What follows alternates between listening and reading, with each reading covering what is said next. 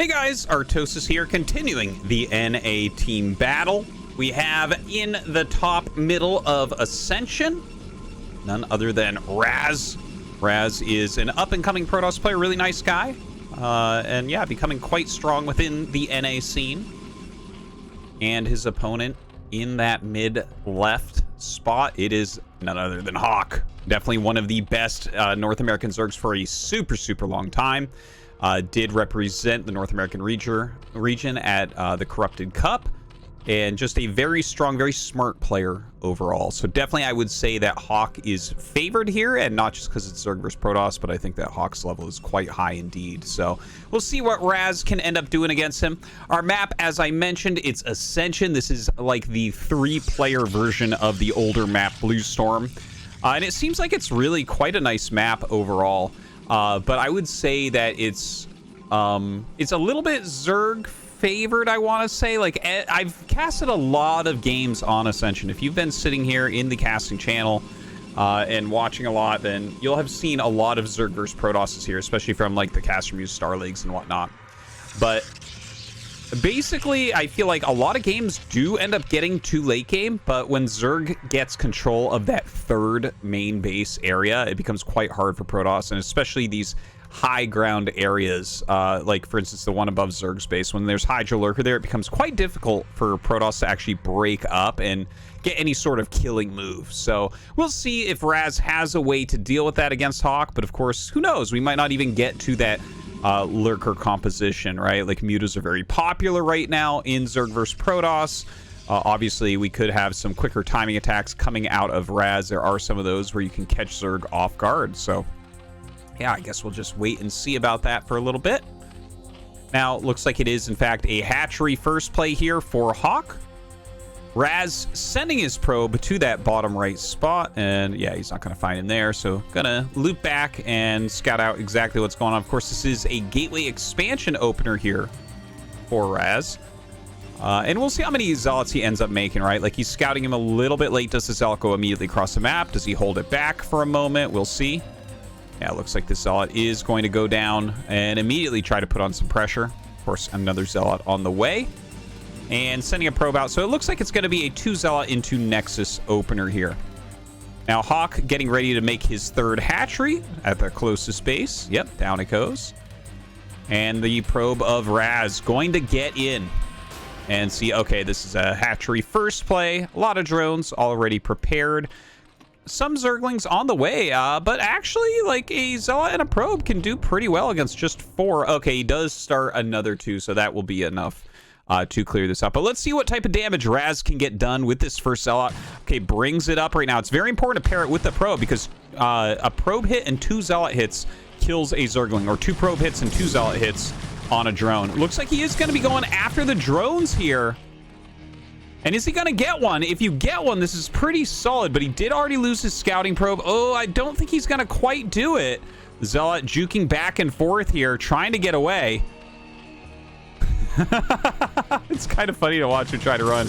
Okay, turns around and fights, and unfortunately not getting that damage. The second zealot did come down immediately, and will put some pressure onto this third base. Let's take a look at the Ling health.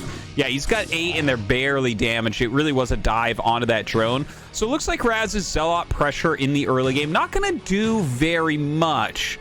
Yeah, he forced a few Lings out of his opponent, but now he has to kind of worry about getting, you know, is he going to get another probe out here to kind of watch for possible Hydralisks coming? Is he just going to play a little bit blind? You know, that's always the thing with Protoss. You have to try to figure out what they're doing in that early game, because those Hydra busts can be so strong. So it looks like RaZz going to lose this zealot. And down it goes. Okay, so that is the end of the early zealot pressure. But you know what? The thing is, RaZz only made 2 before the Nexus.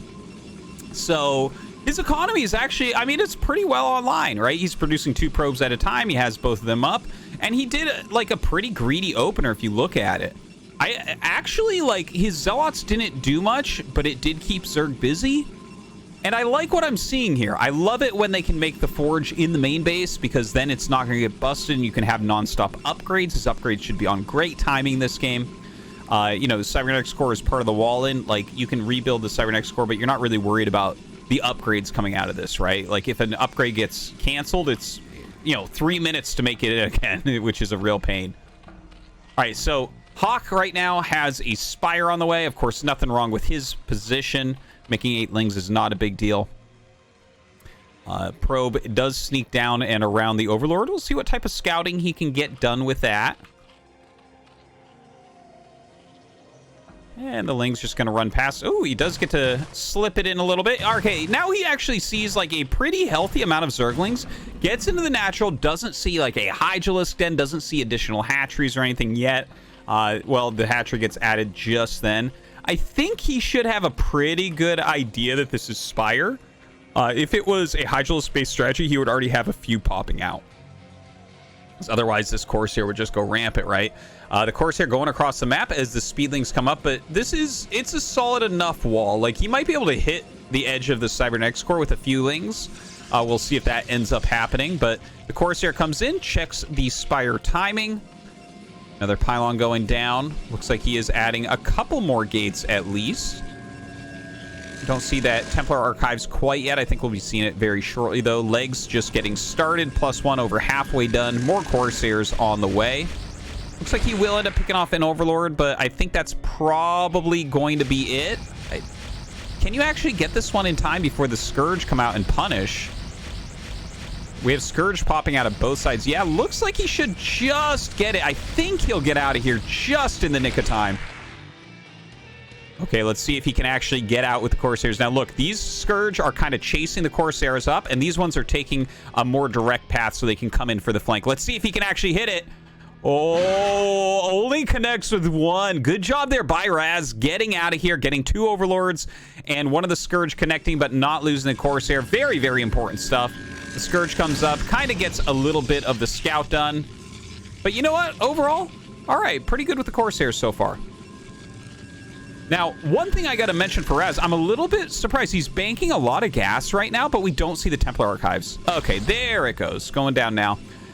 So he'll have a good gas bank as that finishes up to get his Size Storm started, no doubt. +1 just finished. Legs almost done. 7 Zealots. So that's pretty significant against just Zerglings right now. We do have a Sunken up here, some great SimCity as well. Look at this. 3 hatches, making this a very tight area. And, of course, eggs can pop up here as well to help block. The Evolution Chamber blocking this side. This area, just the one entrance right there. And, yeah, we're on 6 hatch at this point. Now, some mutas are popping out. And this is like the normal Mutalisk timing right now. You see the Zerg like chase the Corsairs back and then go mutas if they're going to go mutas. So it's very difficult to scout for RaZz. But he's made a good amount of Corsairs. He never did start +1 air attacks, which is an important thing to point out here. Now the Zealots coming down will in fact see the mutas. And RaZz turns tail and gets out of there. A lot of Scourge coming up just in case those Corsairs turn around to fight. So I think that this was a really good decision by our Protoss player to just vacate the premises. I mean, like, he'll lose a couple Zealots, but not the biggest deal. Now, there is a transition coming up here for Hawk. Oh, a single Zealot actually gets in the main base. I hadn't noticed that, but a good job. Causes a little bit of lost mining time. Oh, see, accidentally losing a Corsair out there on the map. But let's take a look, right? Like, he runs the Zealots all the way back. More cannons being made, more Corsairs. Oh, he had a rally point on out to the map. Don't want that. He's up to 5 gates right now. And High Templars coming out. Ooh, you got to be careful about that. Yeah, an Archon, I think, is a perfect choice right now to really help cover against the Mutas and Scourge for those Corsairs. Because remember, he didn't get the +1 air attack, so he does need some ground to help out against that. Now, +1 armor about halfway done. The Hydralisk tech transition coming in for Hawk. He's getting those upgrades. Already ranged attack on the way. Hydralisk range as well. Overlord speed. So the game seems to be progressing like pretty normally overall. RaZz has been pretty consistent on his gateway production. He didn't do like a huge gate explosion. It's like a more moderate, like less gates right now, but constant production type of thing. So he's going to get out here and be able to put on a bit more pressure. Now he's got to micro nicely with this Archon. The Archon needs to get some good hits here. Oh, those Corsairs going to get out of there. The Archon does get like a hit on the mutas, but not that much. A lot of times what you're aiming for is to fly the Corsairs over the Archon and then get 1 or 2 hits on Scourge, or, you know, mutas as well, obviously can be very nice. Now, those were some good Corsair connections. Now, running down the map, +1 armor not quite done. I don't think it's going to finish during this battle. Okay, he turns around, so the battle not even going to occur at the moment. The 4th base coming up for Hawk. Lots of Hydras just pouring out of his hatcheries right now. Looks like he just started that Lurker aspect upgrade as well. So it's still a little bit until RaZz needs that detection, but he does have his Robo started already. So definitely knows what Hawk is up to, where he's headed in this game as well. We do have Psystorm almost done. Oh! Actually clears those Scourge very, very well, and Hawk gonna have to run out of there. Looks like a single Muta turns around, kind of wants to go back for a bit of a scout. He's going for the pickoff on this High Templar, and he gets it. Oh, that's actually an awesome move there from Hawk, splitting one off. Oh, man, that's painful. That would have been 2 Psystorms, and to sack only 1 Muta for that is amazing. Now, here comes this push up towards that high ground. The Hydra's pulling back into a bit of an arc. And RaZz being very careful. I think he has an army that can actually fight this reasonably well, as long as he hits some decent Psystorms. You know, if he had 2 more, this could be a brutal one-way battle. But, oh my god! Oh no, the Zealot's actually attacking in here, and the Muta's getting on top of a bunch of these. Some Psystorms get down, and unfortunately loses another High Templar. This is... Oh, man, this all came down to Hawk actually picking off some of these High Templars. If he had, you know, 3, 4, 5 more storms there, obviously this battle looks very, very different, but the game turning on a dime, and as Hawk goes across the map, morphing mass lurkers, getting ready to get into a containment position, I believe. I don't think he's going to try to break the front. Like, he might be able to, but honestly, if he just sits in a containment position holding this point and this point, I don't know how you're supposed to come back as RaZz shooting up to the high ground. Like, it's just Dragoons fire so slowly to try to break those lurkers while you're taking damage when they're on the high ground, missing half your shots. It doesn't sound like very much fun. Now, we do have a ton of gates out. We're up to 10 gates here for RaZz, so he can definitely spend every penny he has. But Hawk right now, with his 4 bases, 7 hatcheries are up. He's producing like a madman. A lot of lurkers are out at this point. RaZz trying to take this high ground at his 3rd base location.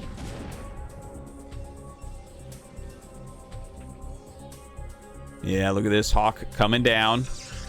These are pretty clumped. He's got to be careful. Yeah, splitting them up. Definitely the way you want to go about it. Okay, a storm down on that lurker, but notice the other ones are split, so he doesn't really get that much value out of the storm. I mean, killing a lurker isn't bad, but you need to be really efficient to break out of something like this, which is very difficult. Okay, so Observer's coming out. RaZz producing mostly Zealot Dragoon right now. He is a little bit gas-starved at the moment. Really unfortunately lost some of those High Templars early on. He's eventually going to have to try a bust, but we still have a bit more supply for Hawk, which is always bad news when you're facing Zerg. Those Hydras, only 1 supply. Everything you see here is at least 2 supply. Of course, Archon, a bit more there. Okay, out comes the army. He has the Observer. And, okay, a decent storm goes down, but how does he break out of here? Down comes some more Hydras to help with those lurkers. More lurkers hatching as well. Hawk with just very solid macro at this point, holding him into his base. I think RaZz realizing he needs this 3rd base up soon.